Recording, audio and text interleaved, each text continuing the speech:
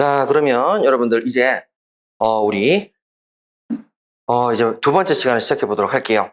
자, 그러면 여러분들에게 아까 말씀드렸던 그 부분이 어떻게 되는지 또 어떻게 공부를 해야 되는 것인지에 관해서 제가 다시 한번 말씀드리고 여러분들이 이런 뜻이구나 라고 생각하시면 돼요. 자, 81페이지를 다시 한번 봐보세요. 자, 81페이지. 자, 81페이지 보시게 되면 여러분 거기 진이하는 의사표시예요. 나중에 제가 이건 진짜 꼼꼼히 설명드려서 완벽하게 여러분들께 될 거로 말씀드리도록 할게요.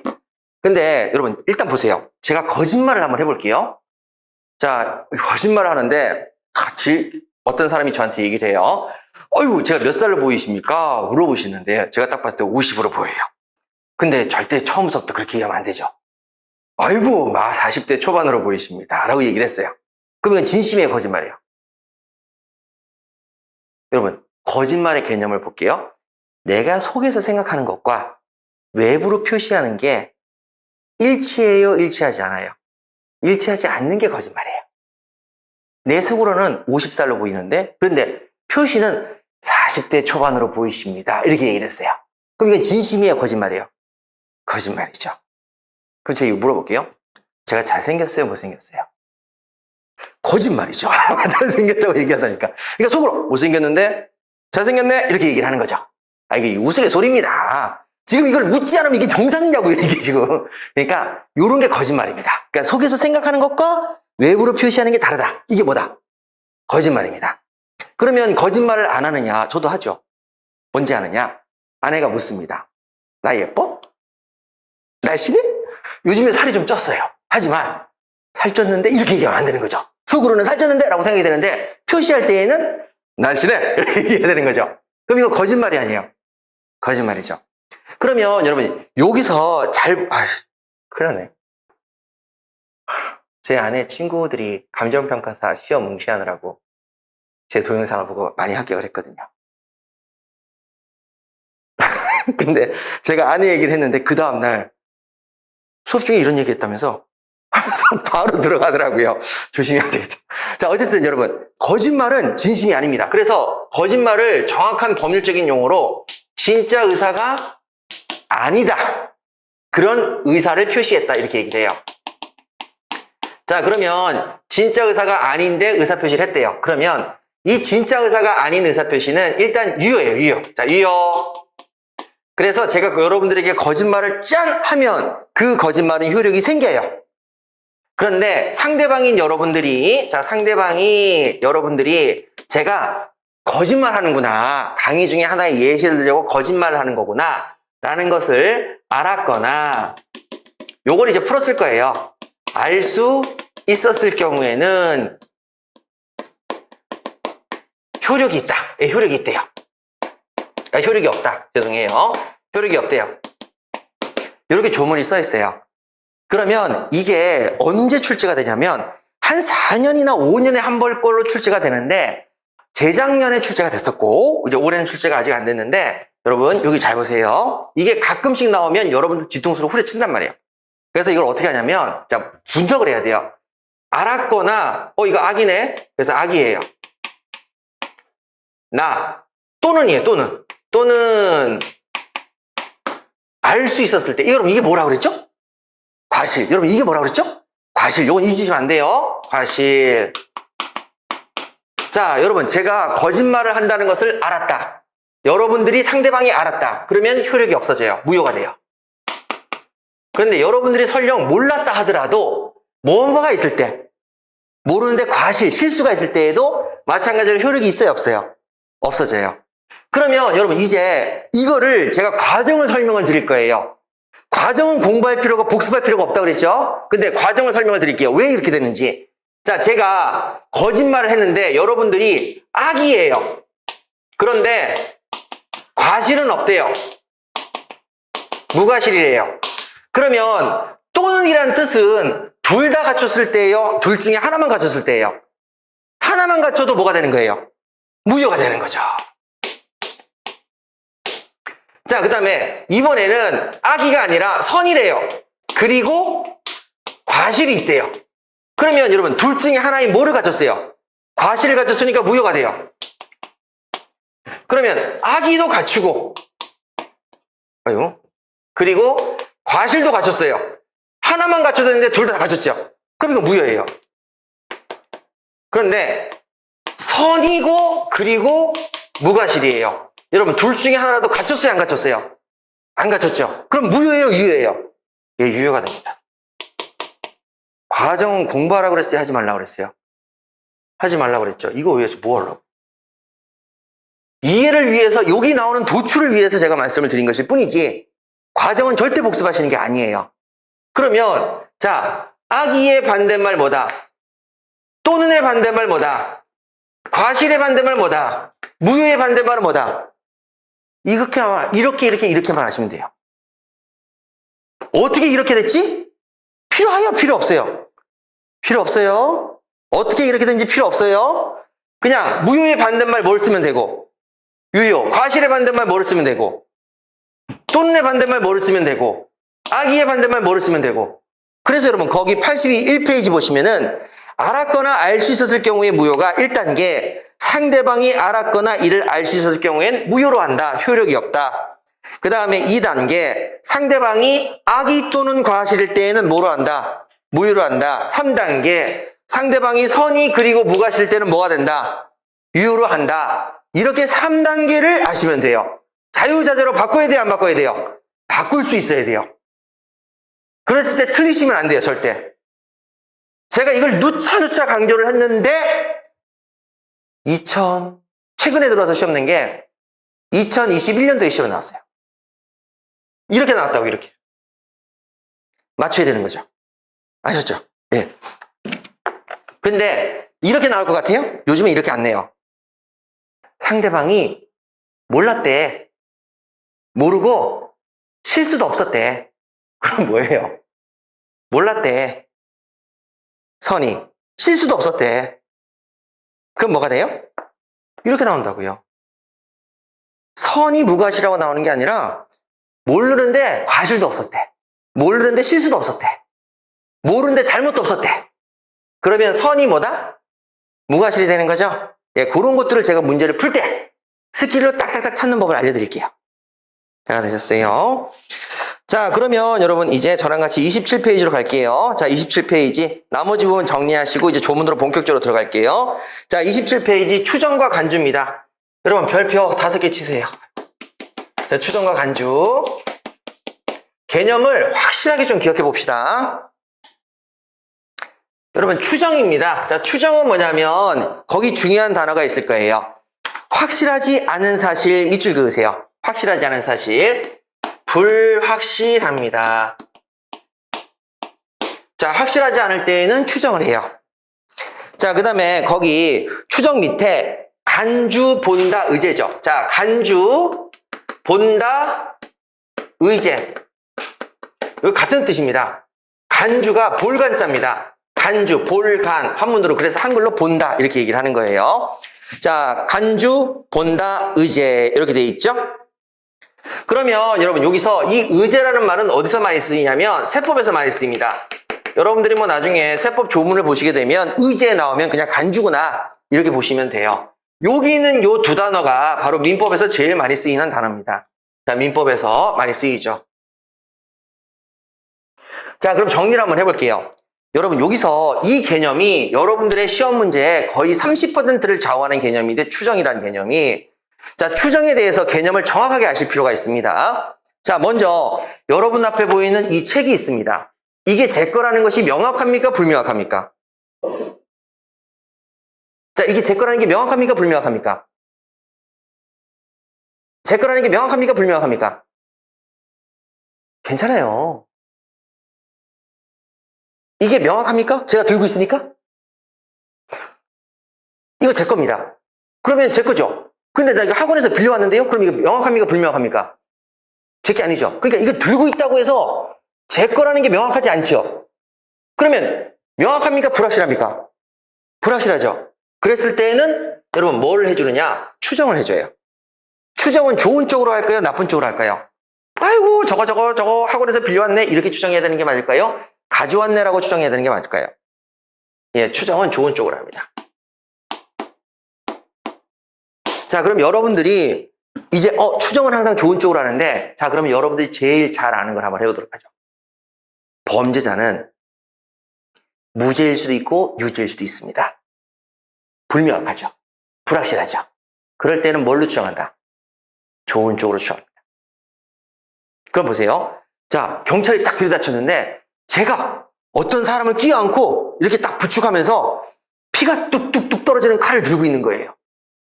그러면 여러분, 제가 이 사람을 죽였구나라고 추정해야 되겠습니까? 이 사람을 죽이지 않았다고 추정해야 되겠습니까? 사실은 제가 칼이 꽂혀 있어서 어머 얼마나 아플까 하고 얼떨결에 뽑은 거예요. 꽂혀 있는 사람을. 그럼 제가 죽인 게 아니죠. 그럼 이렇게 추정을 해야 된다고요. 항상 추정은 어느 쪽으로? 자, 그럼 다음 갈게요. 여러분들이 100% 함정에 걸리는 거, 제 이름으로 등기가 되어 있습니다. 제 이름으로 등기가 되어 있습니다. 그럼 제 거라는 것이 확실합니까? 불확실합니까? 가자, 여러분. 불확실합니다. 등기는 불확실합니다. 왜? 자, 많은 분들이 등기가 확실하다고 얘기하시는데요. 볼까요? 자, 이게 제 이름으로 돼 있는데요. 여기 제 이름으로 돼 있어요. 제가 을이라고 할게요. 근데 제 이름으로 부동산 등기가 돼 있는데 사실은 저희 장모님이 제 이름으로 올려만 놓으신 거예요. 그러면 제 거라는 게 확실해요? 장모님 거예요?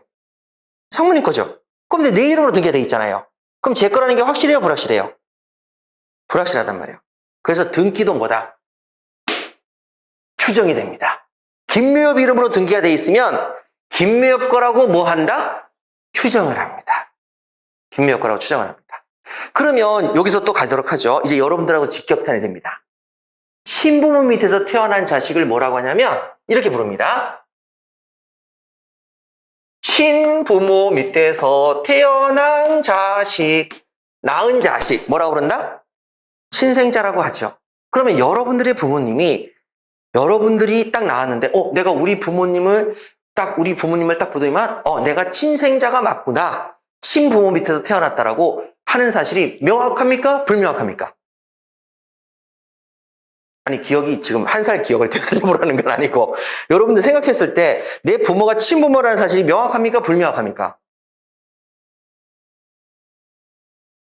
가족부의 통계가 나왔습니다. 우리나라 10명의 자식을 10명을 기준으로 했을 때 2명은 아버지 씨가 아닙니다.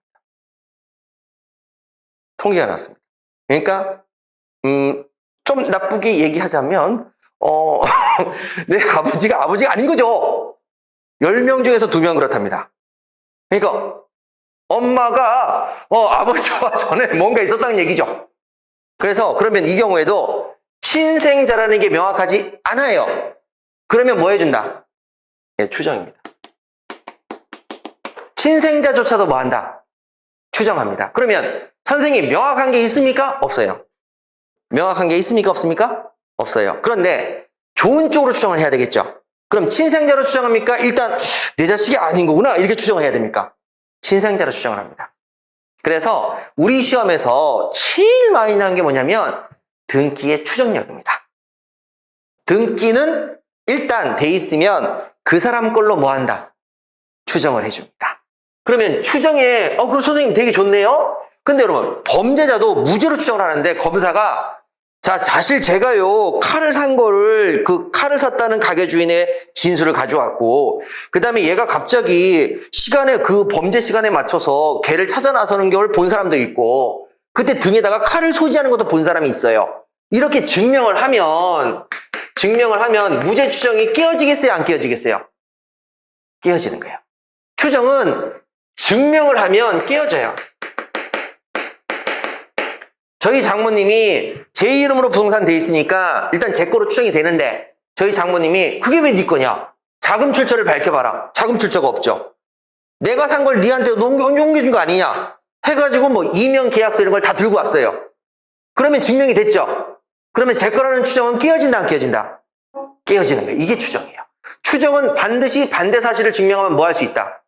깨어질 수가 있습니다. 자, 그러면 보세요. 추정을 보시죠. 법률적으로 확실하지 않은 사실을 일단 좋은 쪽, 진실한 것으로 추측해서 우선적으로 정합니다. 근데 포인트는 그 다음입니다. 다투는 자가 밑줄 그으시고 반대 사실의 증거를 제출하면 추정은 깨어집니다. 반대 사실을 증명하면 깨어집니다. 이게 추정입니다. 그러면 여러분 이 간주라고 하는 건 뭐냐면 세법에서 제일 많이 쓴다고 그랬잖아요. 자, 세법에서. 그러면 여러분 여기서 이렇게 돼 있어요. 모든 의사표시는 언제 그렇게 발생한다? 아까 전에 공부했죠? 도달시 그렇게 발생하죠. 그런데 자, 그러면 국가에서 자, 재산세 내세요. 재산세를 보냈어요. 그랬는데 얘는 울릉도에 살아요. 얘는 서울에 살고 얘는 저 부산에 살고 얘는 군산에 살아요. 그러면 재산세가 다 부과가 되겠죠. 근데 울릉도는 하루 만에 가요? 이틀, 3일 걸쳐서 가요? 이틀, 3일에 걸쳐서 간단 말이죠. 그러면 도착 시기가 같아요, 달라요? 달라요. 그때 달라요. 근데 얘가 이번에는 브라질에 살고 있어요. 브라질에 살고 있는 사람한테 보냈어요. 그럼 또 여기 도착 시기 같아요, 달라요? 달라요. 그런데 여기서 뭐냐면 자, 이렇게 돼 있어요. 도달시부터 1개월 내에 내세요. 이러면 여러분 납부기간이 다 달라지죠. 그러면 과태료를 부과하거나 과징금을 부과할 때 시기가 다 달라지죠. 계산하기 쉬워요, 어려워요?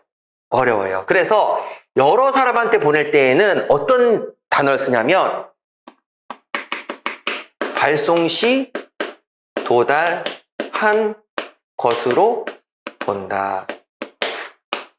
자, 도달한 것으로 봐요. 그러면 여기 있는 부산에 살고 있는 사람이 저 이사했어요. 이사해서 못 받았다니까 재산세. 못 받았는데 내가 어떻게 내냐고. 그렇게 막 항의를 하는 거죠. 그러면 걔한테는 그 재산세가 도달했어요, 안 했어요? 안 했죠. 근데 자, 세법에서는 일괄적으로 뭐만 하면 발송만 하면 걔가 받든 안 받든 상관없이 뭐 한 것으로 본다? 도달한 것으로 봐요. 그러면 세금을 제때 안 냈으면 계속 과태료가 붙어요, 안 붙어요? 붙어요. 그러면 얘가 얘기하는 거죠. 반대 사실을 증명했어요. 내가 이사를 가서 못 받았다고! 이렇게 얘기를 했단 말이에요. 반대 사실을 증명했어요. 그런데 이걸 왜 이렇게 하느냐? 법 정책적으로 그렇게 할 수밖에 없는 거죠. 그러면 반대 사실을 증명한다고 해서 깨어져요, 안 깨어져요? 알아. 안다고. 네가 받았는지 못 받았는지 나도 안다고. 하지만 조문을 봐. 발송하면 무한 것으로 봐버리겠다. 도달한 것으로 보니까 우리가 발송했잖아. 그럼 넌 도달한 거야, 그냥. 효력이 발생한 거라고. 이렇게 그냥 봐버리는 거예요. 이게 법 정책적인 이유예요.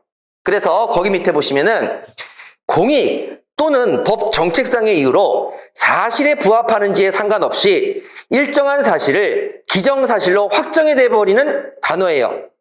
그래서 다투는 자가 그 반대 사실의 증거를 제출하더라도 확정된 것이 밝히지 않아요. 그러면 여러분 이사를 했는데 세산세를 못 받았어요. 근데 계속 세금이 붙었던 거죠. 그래가지고 이걸 다 내래요. 제가 못 받았어요. 그러면 그건 내가 할 바가 아니고 나는 뭐 했으니까 발송했으니까 무조건 도달한 거야. 계속 누적된 거 내놔. 이렇게 얘기할 수 있어요, 없어요? 있다는 거죠. 그렇게 되는 거예요. 그러니까 반대 사실을 증명해도 끼어진다, 안 끼어진다? 안 끼어져요. 안 끼어진다고요. 이게 차이점이라고요. 그러면 시험 문제에서는 어떻게 되냐면 추정을 간주로 낼 때도 있고 간주를 추정으로 낼 때도 있어요. 그렇게 하는 게 딱 4군데가 있어요. 그것만 아시면 나머지는 틀리지 않으세요. 근데 여러분 등기는 본다예요, 추정이에요? 추정. 그래서 끼어져요, 안 끼어져요? 끼어졌죠? 장모님이 내 건데? 뭐라고 증명하면 끼어졌죠? 근데 본다가 되면 끼어져요, 안 끼어져요? 안 끼어져요. 난리가 나는 거죠, 아주. 그래서 그런 부분들이 좀 있습니다. 추정과 간주는 여러분 이 정도 개념을 알아두시면 충분하시고, 자, 나머지는 뭐 다 공부하시는 거고, 그 다음에 여러분 저기 28페이지 보세요. 나중에 행정법 공부하실 것 같으니까 제가 4번째 보상과 배상에 대해서 설명을 드릴게요. 여러분 적법행위에 대해서 대가를 주는 것이 보상이고요. 위법행위에 대해서 대가를 주는 것이 배상이에요. 자, 28페이지 보세요. 자, 4번째 보상과 배상이 있죠? 여러분 배상 옆에다가 쓰세요. 불법행위 손해배상. 불법행위 때 주는 게 뭐라고요? 배상이라고요. 배상. 적법한 행위에 대해서 주는 게 뭐라고요? 보상이라고요. 자, 국가가 내 토지를 수용해 갔어요. 왜 가져가요? 법률에 근거해서 가져가. 보상을 해주겠어요? 배상을 해주겠어요? 보상이죠. 네, 이렇게 이 정도 개념만 알아두시면 될 것 같습니다. 자, 뒤로 쭈루룩 넘기셔서 나머지는 뭐 다 여러분 나중에 보실 거고, 자, 이제 35페이지 통칙 부분부터 또 한번 볼게요. 자, 통칙 부분에서 우리가 봐야 될 것은 제가 이제 이걸 전체를 다 보는 건 우리 기본 강의 때 보도록 하고 전체적인 큰 틀을 볼게요. 자, 35페이지 넘어가세요. 넘어가시고 자, 36페이지 보시죠. 36페이지. 자, 제4조 성년을 한번 보세요. 성년. 자, 제5조 미성년자의 능력 보세요. 자, 그러면 여러분 성년은 몇 세부터죠? 만 19세. 자, 미성년은 성년이 됐다는 거예요? 아직 안 됐다는 거예요? 아직 안 됐다는 거예요. 그래서 용어를 보시면 성년하고 미성년이죠? 성년이 아직 안 됐다. 성년이 아직 안 됐다는 거예요. 그래서 미성년자라고 부르는 거예요. 성년자. 그런데 여러분 제가 이거를 왜 여러분들하고 봐야 되냐면 자, 여기 볼게요. 자, 거기 제5조 미성년자의 능력이 있는데 자, 우리 38페이지로 넘어가 보세요. 자, 38페이지에 미성년자의 능력과 행위 능력과 성년자의 행위 능력이 있어요. 자, 요거는 우리 지금 알아두시면 참 좋으니까 한 번만 보세요. 나중에 설명을 드릴 거니까 이거는. 자, 갑이라는 사람이 미성년자래요. 그럼 미성년자는 자, 의사표시를 직접 할 수 있어요, 없어요? 우리가 의사표시는 두 가지 방법이 있다고 그랬죠? 직접 하는 방법과 무슨 방법? 대리하는 방법. 의사표시를 직접 하는 방법과 뭐 하는 방법? 대리하는 방법이에요. 그러면 여기 대리인이 있겠죠? 자, 그럼 의리 대리인인데 미성년자가 응애 하는데 선이 맺겠어요? 안 그러면 법률의 규정으로 선이 됐겠어요? 선임이 됐죠? 그래서 여기를 뭐라고 부른다? 법정 대리인. 이렇게만 이해하셔도 엄청 성공이라고요. 의사표시를 대신해주는 사람이 법정 대리인이에요. 자, 그러면 미성년자가 얘가 한 16세인데 엄마 나 학원 가고 싶어 이랬어요. 그러니까 여기 학원인데 엄마가 내가 끊어줄 테니까 넌 공부나 해 이렇게 얘기하는 거죠. 그럼 엄마가 끊어준다. 뭐 해주겠다? 대리해주겠다. 그러면 엄마 내가 직접 끊을 거야 그랬어요.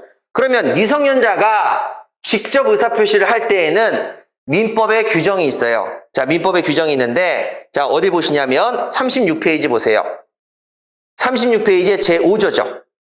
자, 제5조의 제목이 미성년자의 능력이고 1항, 동그라미 1번이 1항이죠. 미성년자가 법률행위를 하면은 자, 미성년자가 법률행위를 한다. 미성년자가 뭐 한다? 의사표시를 하는 거죠. 의사표시를 하면은 누구의 동의를 얻어야 된다? 법정 대리인의 동의를 얻어야 돼요. 자, 그러면 미성년자가 의사표시를 직접 할 때는 누구의 동의하에서 해라? 법정 대리인으로부터 뭐를 얻어라? 동의를 얻어서 직접 하라는 얘기죠?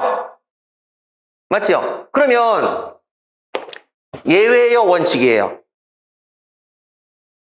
제가 얘기했죠. 민법이 원칙 규정이라고 했어요? 예외 규정이라고 했어요? 예외죠. 우리가 의사표시할 땐 직접 하면 되잖아요.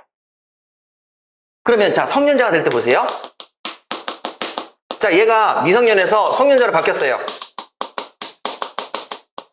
자, 성년자가 돼서 학원을 끊으려고 그래요. 자, 하우패스 오셨어요. 자, 일단 첫 번째 법정 대리인이 있어요, 없어요? 대리인이 있어요, 없어요? 필요 없잖아요. 우리가 미성년자일 때만 법정 대리인이 있는 거예요. 성년자가 되면 없어져요. 그럼 대리할 수 있어요, 없어요? 없어요. 그럼 우리가 직접 하면 되죠. 동의 얻을 필요가 있어요, 없어요? 이게 원칙이죠. 그런데 지금 여기는 뭐라 그랬어요? 동의를 얻으라고 그랬죠. 원칙의 예외예요. 예외 규정이 있잖아요. 동의를 얻어서 의사표시를 하래요. 동의 얻어서. 그러면 이게 예외죠. 동의하에서 의사표시를 하래요. 그러면 지금 여러분 한번 해보세요. 여러분들이 편의점에서, 커피숍에서 알바를 한다고 떠요. 그럼 여러분들이 이제 성년자예요. 편의점에서 알바를 한다. 편의점이다. 그러면, 커피숍이다. 그럼 알바를 한다. 그럼 직접 가서 근로계약 체결하면 돼야 안 돼요? 되죠? 근로계약 체결하면 돼요. 엄마한테 동의 얻을 필요가 있어요, 없어요? 없잖아요, 성년이니까. 근데 여러분들이 미성년자였어요. 17세 때 나 커피숍에 가서 알바하려고 한다. 그러면 알바 계약을 사장님하고 직접 체결하려고 하면 뭘 얻어야 돼요? 동의를 얻어야 돼요. 그래서 미성년자가 오면 커피숍 주인은 여기서 알바하고 싶어? 부모님의 뭐를 가져와? 동의서 가져와. 이렇게 얘기하는 거죠. 이게 예외란 말이에요. 자, 그러면 여러분 저랑 같이 38페이지 보세요. 자, 38페이지 보시면 논점 정리. 미성년자의 행위 능력이죠? 첫 번째, 미성년자가 직접 법률행위를 한다. 미성년자가 직접 의사표시를 할 때에는 누구의 동의를 얻어서 해라? 법정 대리인의 동의를 얻어서 미성년자가 직접 법률행위를 해야 된다. 동의를 얻지 않은 법률행위는 뭐 할 수 있다? 네, 취소할 수 있어요. 취소의 개념은 나중에 설명을 드릴게요. 우리 기본 강의 들어가서 그림을 가지고 공부하셔야 돼요. 그 다음에 그 밑에 법정 대리인이 대리해서 법률행위를 하는 경우 법정 대리인이 대리해서 법률행위를 할 수 있습니다. 엄마가 대신 계약을 체결할 수 있는 거죠. 자, 그 다음에 성년자의 행위 능력을 갈게요. 성년자가 직접 법률행위를 하는 경우입니다. 성년자가 되면 법정 대리권은 소멸해서, 자, 밑줄 그으세요. 법정 대리는 존재하지 않습니다. 아니, 그러면 선생님, 엄마가 나 대신해줄 수 없어요? 아니, 내가 엄마한테 엄마 나 저기 저쪽 학원 좀 끊어줘 이렇게 얘기를 했어요. 그러니까 엄마가 그래? 저 새끼는 성년이 돼서도 나를 부려먹네 이렇게 생각을 했단 말이에요. 자, 그럼 엄마가 직접 학원에 가서 끊어줄 수 있어요 없어요? 있죠. 근데 그때는 무슨 대리인이에요? 그쵸? 법정 대리가 아니라 무슨 대리인? 임의 대리인이 되는 거죠. 내가 의사표시로 선임을 한 거예요. 나 대신에 의사표시 해달라고. 자, 되셨죠? 그래서 그 밑에 보세요. 법정 대리인이 대리해서 법률행위를 하는 경우 성년자가 되면 법정 대리권은 소멸해서 법정 대리인은 존재하지 않는다. 다만 임의 대리인이 돼서 대리행위를 할 수는 있다. 자, 그러면 제가 은행에 가서 통장 개설을 해볼게요. 제가 직접 은행에 가서 통장 개설하면 되겠죠? 근데 여보한테, 아내한테 여보 오늘 나 학원 가서 하루 종일 강의해야 되니까 통장 개설 좀 해줘 라고 부탁을 했어요. 그럼 아내는 뭐가 돼요? 임의 대리인이죠. 그럼 통장 개설 해줄 수 있어요 없어요? 있죠. 그래서 통장 개설 하실 때 보면 대리인란이 항상 따로 있어요. 대리인도 할 수 있거든요.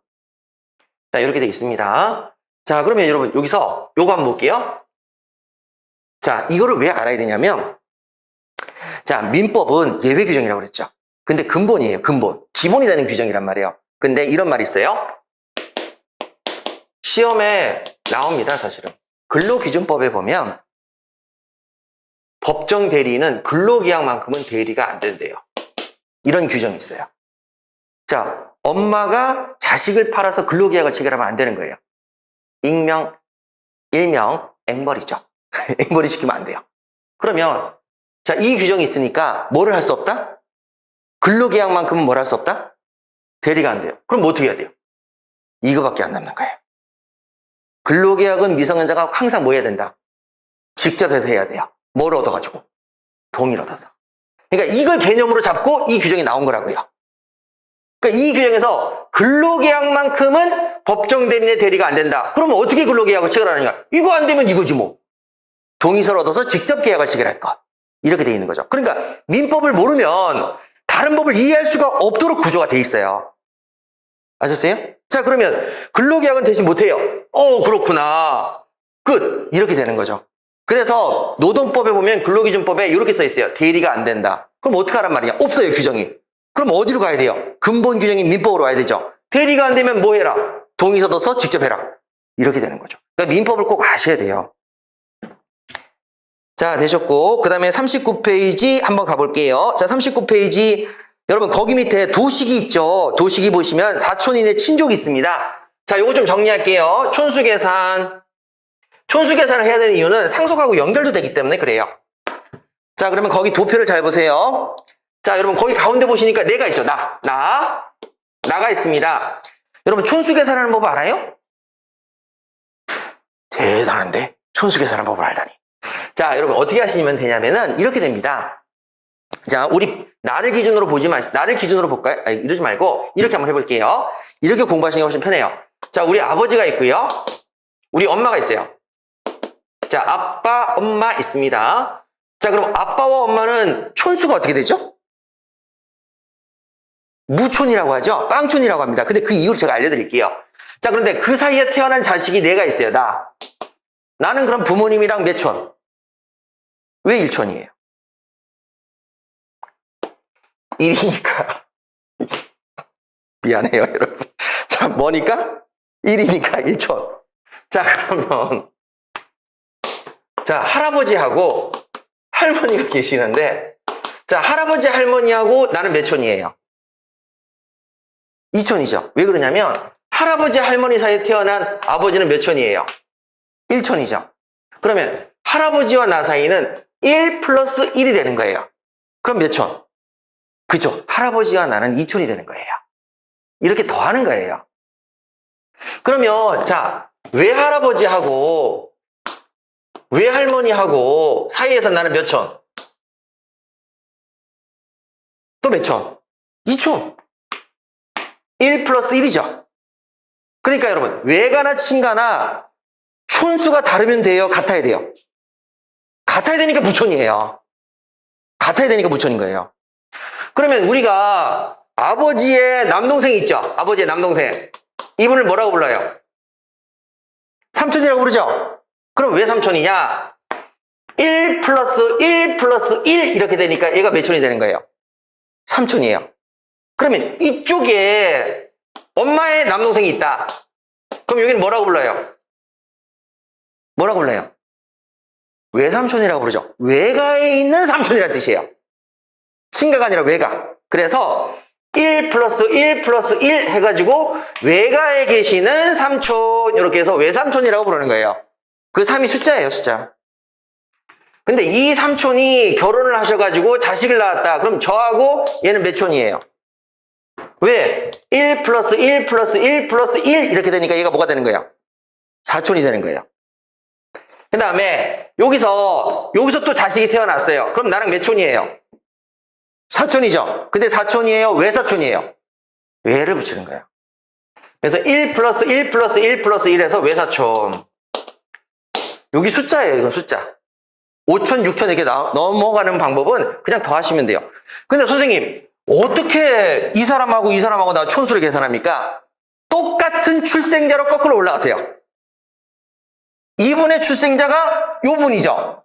이분의 출생자가 요 분이죠. 다르죠?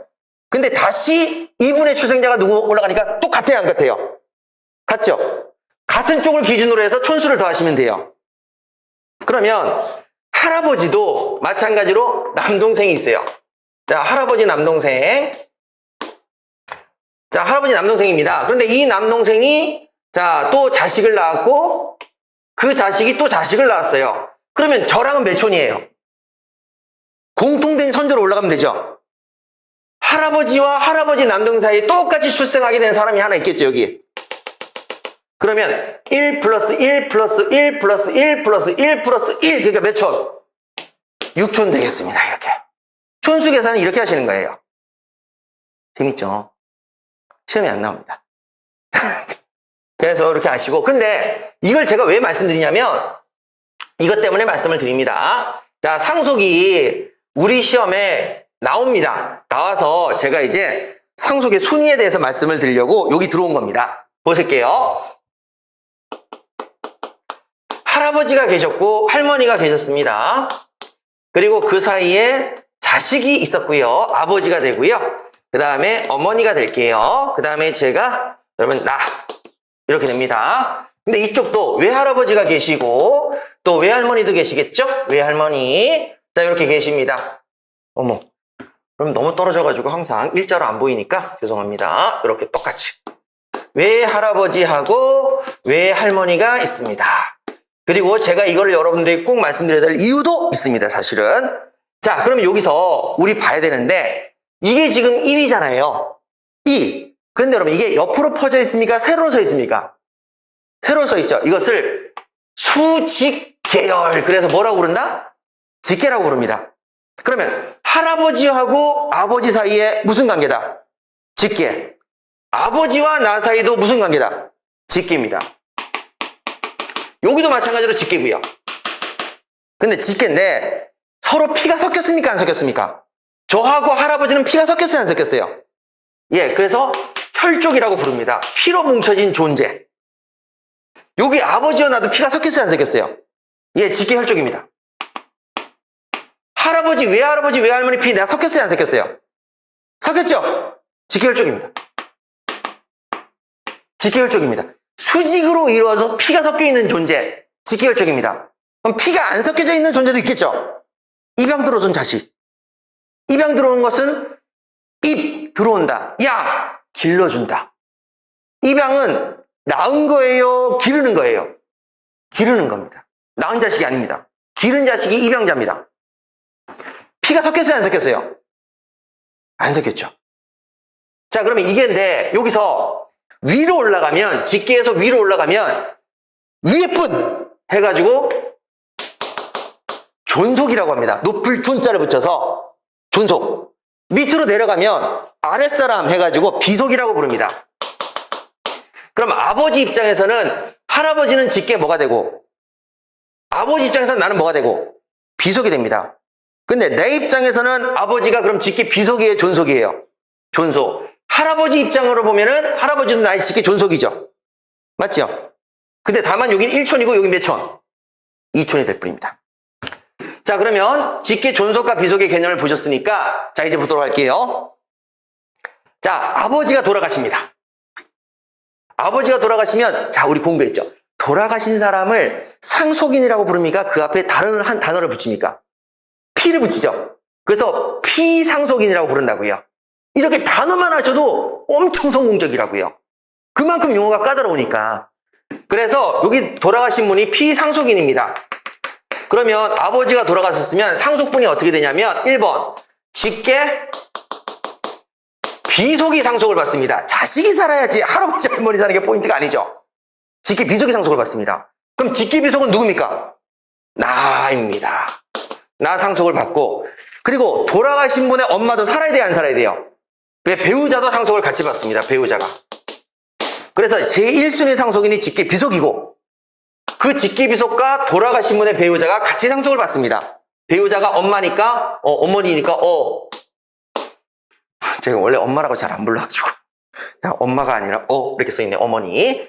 자, 그럼 두 번째, 아버지가 어머니 사이에 자식이 없습니다. 직계 비속이 없을 수가 있죠. 자식 안 낳고 살았어요. 그러면 직계 비속이 없으면 두 번째 상속인이 누굽니까? 이제 누가 살아야 돼요? 존속입니다.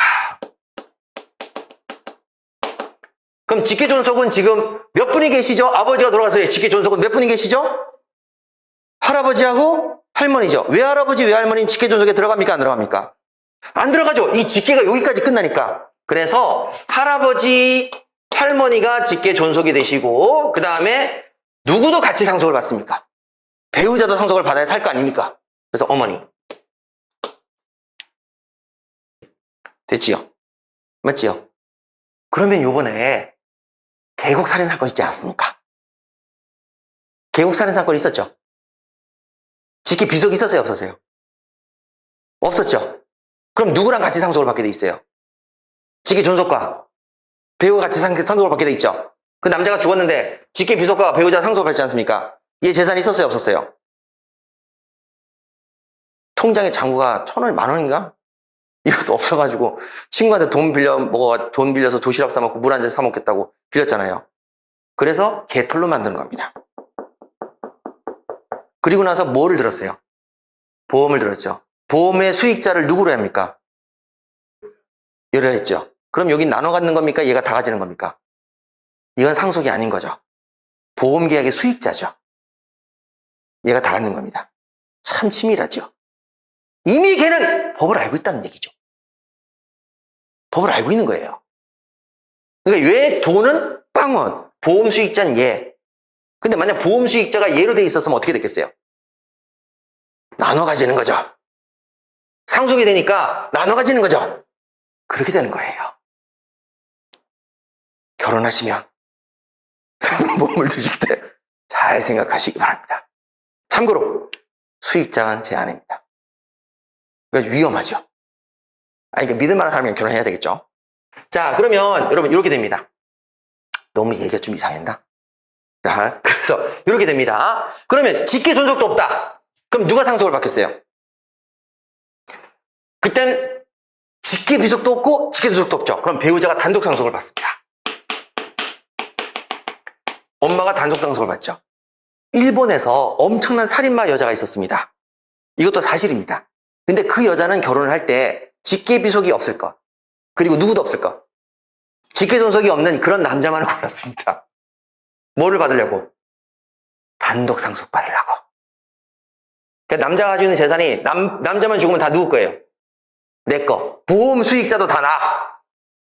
확 땡기는 거죠. 그러니까 이 여자는 우리나라의 그 계곡살인을 했던 그분은 애매추어.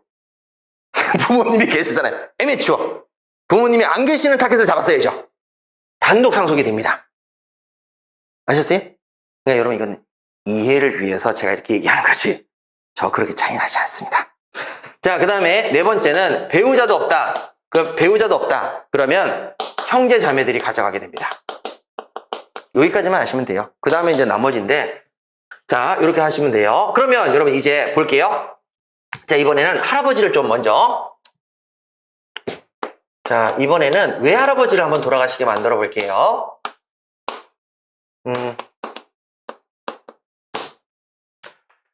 자, 그럼 외할아버지가 이제 돌아가셨습니다. 그런데 나도 있고요. 자, 그러면 직계, 자, 1순위가 직계가 누구라고요? 비속. 그럼 직계 비속은 누구? 어머니. 또 누구? 나도 직계 비속이죠. 비속. 나도 직계 비속이죠. 나도 직계 비속이에요. 이 감탄사는 뭐냐? 나도 받을 수 있구나. 이렇게 되는 거죠. 자, 어머니와 내가 직계 비속입니다. 맞지요? 근데 어머니하고 할아버지, 할머니는 몇 촌? 1촌. 나는 할아버지하고 몇 촌?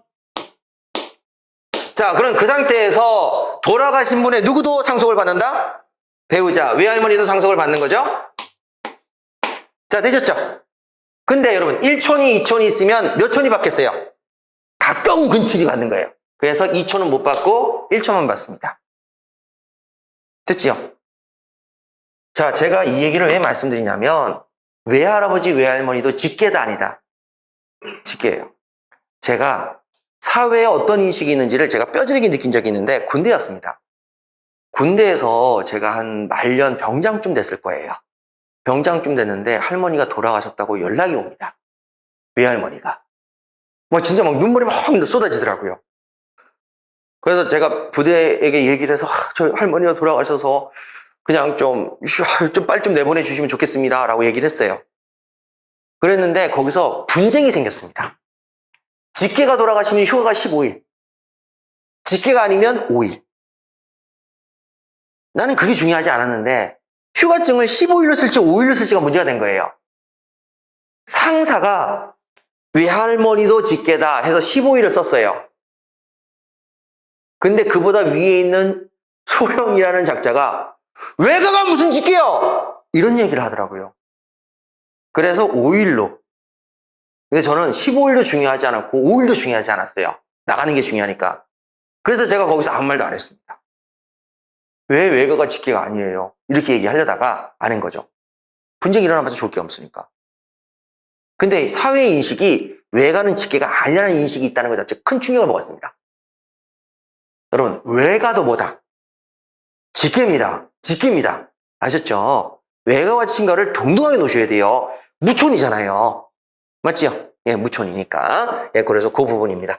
자, 이렇게 해서 상속 부분을 다 공부하셨고요. 자, 뒤로 넘어가 볼게요. 자, 40페이지. 이건 나머지 다 기본 강의 때 하시는 거니까 쭈룩쭈룩 넘어가시고, 자, 46페이지도 다 기본 강의 때 하는 거니까 부재와 실정도 쭈룩쭈룩 넘어가시고, 자, 51페이지 법인을 좀 보도록 할게요. 법인.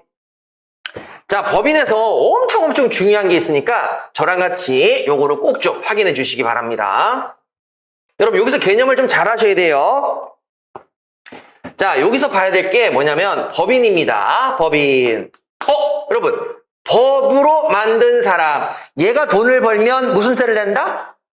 법인세를 내요. 그런데 자, 여기서 우리 공부하셔야 될 것이 뭐가 있냐면 51페이지에 32조를 보세요. 32조에 영리하고 비영리가 있습니다. 영리하고 비영리가 있는데, 자, 그 밑에 여러분 용어 정리 보시면 세 번째 칸에 영리, 그 다음에 영리 아닌 사업 이렇게 돼 있죠. 비영리. 그러면 영리하고 비영리의 개념을 좀 봅시다. 영리는 돈을 버는 게 아닙니다. 비영리는 돈을 안 버는 것이다. 그것도 아닙니다. 영리하고 비영리는 돈을 법니다. 이익을 만들어요. 근데 그 이익을 만들어서 구성원들에게 나눠주는 것이 영리고 구성원들에게 나눠주지 않는 것이 비영리입니다. 그러면 구성원이 누굴까요? 라는 거죠. 삼성전자는 영리입니까? 비영리입니까?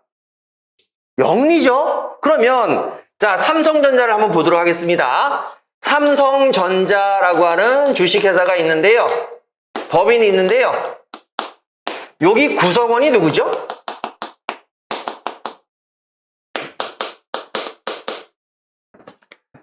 잘 보시기 바랍니다. 회사의 구성원 뭐라고 부른다고요? 네, 사원이라고 부릅니다. 이번에 신입사원이 들어왔어. 걔 사원이에요, 아니에요? 아닙니다. 구성원 아닙니다. 여러분, 회사를 운영할 때 제일 중요한 게 뭡니까? 돈이죠. 돈을 내는 사람이 구성원입니다. 돈을 내는 사람이 뭐라고요? 구성원이에요. 그럼 신입사원은요? 아니에요. 그것 때문에 헷갈리시면 안 돼요. 돈을 내는 사람이 이 회사의 기둥이 되는 구성원입니다. 그러면 회사에 돈을 내는 사람이 사원인데, 그러면 우리나라 회사가 총 5가지가 있어요. 한명회사, 그 회사에 돈을 내는 사람이 구성원으로서 사원입니다. 합자회사, 그 회사에 돈을 내는 사람이 구성원으로서 사원입니다. 유한책임회사, 그 회사에 돈을 내는 사람이 사원입니다. 그리고 유한회사, 그 회사에 돈을 내는 사람이 사원입니다. 주식회사, 그 회사에 돈을 내는 사람이 사원입니다. 그러면 주식회사의 경우에도 그 회사에 돈을 내는 사람을 뭐라고 부른다고요? 사원. 근데 주식회사는 그 사원들에게 뭐를 나눠줍니까? 주식을 나눠줍니다. 그게 주식회사입니다. 그래서 그 사원들에게 뭐를 나눠준다고요? 주식. 주식을 가지는 사람을 뭐라고 부르죠? 주식의 주인. 뭐라고 부른다? 주주라고 부른다. 그러니까 회사에 돈을 내는 사람이 사원이고 주식회사만큼은 다른 회사랑 다르게 주식이 발행이 되니까 그 주식의 주인이라고 해서 뭐라고 부른다? 주주. 그래서 사원과 주주는 같은 말입니다. 그럼 신입사원은 어떻게 봐야 되지요? 신입사원은? 또는 기존에 있던 사원들은 뭐라고 봐야 되죠? 제가 절대 여러분 노동자를 비하하는 게 아니고 여러분 이런 얘기 들어보신 적 있습니까? 국가기관에 취업했다. 그러면 뭐가 된다? 공로비. 개인기업에 취업했다. 그럼 뭐가 된다? 산노비가 된다는 얘기를 들어보신 적이 있죠? 그러니까 여기는 노비입니다. 종이란 뜻이 아니라 노동하시는 아랫분. 종을 뜻하는 게 아닙니다.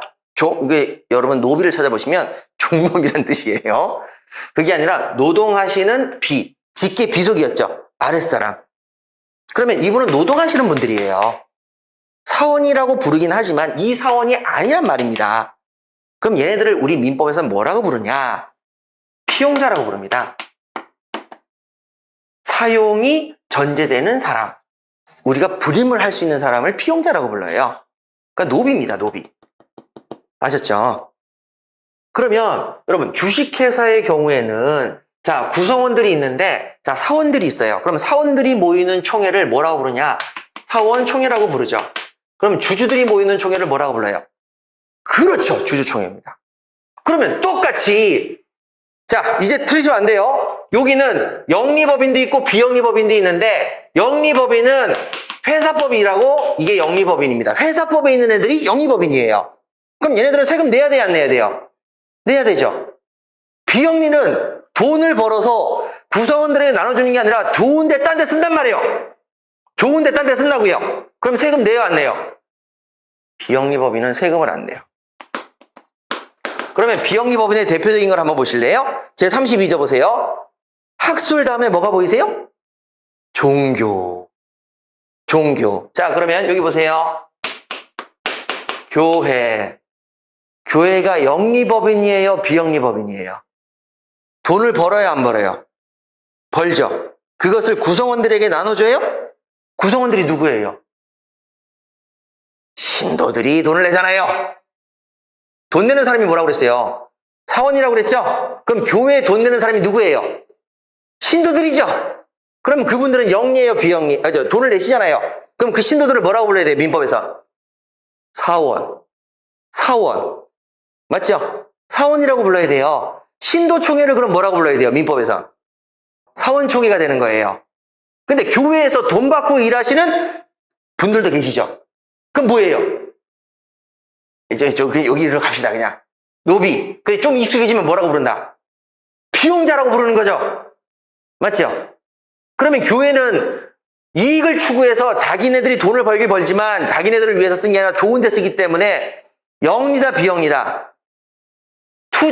돈을 벌었다고 해서 신도들에게 나눠주진 않아요. 신도들에게 나눠주진 않는다고요. 그럼 영리예요, 비영리예요? 비영리죠. 그러면 세금 낸다, 안 낸다? 그래서 안 내는 거예요. 학술은 그럼 뭐겠어요? 두산이 어디 재단법인으로서 어느 학교를 지금 도와주고 있죠? 두산. 중앙대.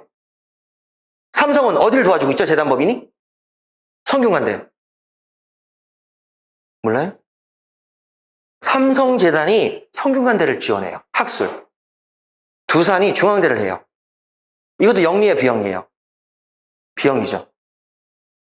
자, 그러면 여러분, 여기 주주들에게, 자, 삼성전자가 엄청 이익이 생겼어요. 주주들에게 이익을 나눠줘요. 우리 그걸 뭐라고 해요? 배당이라고 해요. 주주들에게 배당한다고 그래요. 이게 영리예요. 됐어요? 자, 그러면 여러분, 여기 저랑 같이 비영리 볼게요. 자, 한국노총.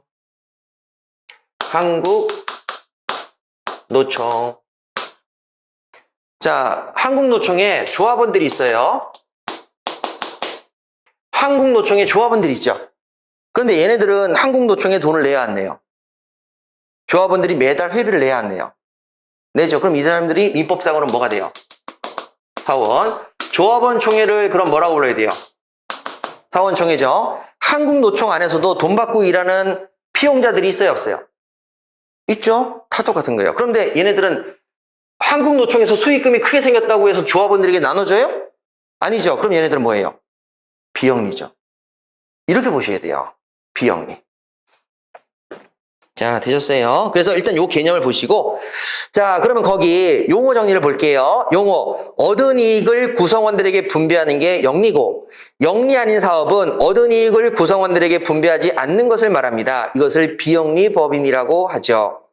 자, 그럼 대한민국도 서울시도 영리 법인이에요? 비영리 법인이에요? 그쵸. 국민들이 세금 내죠.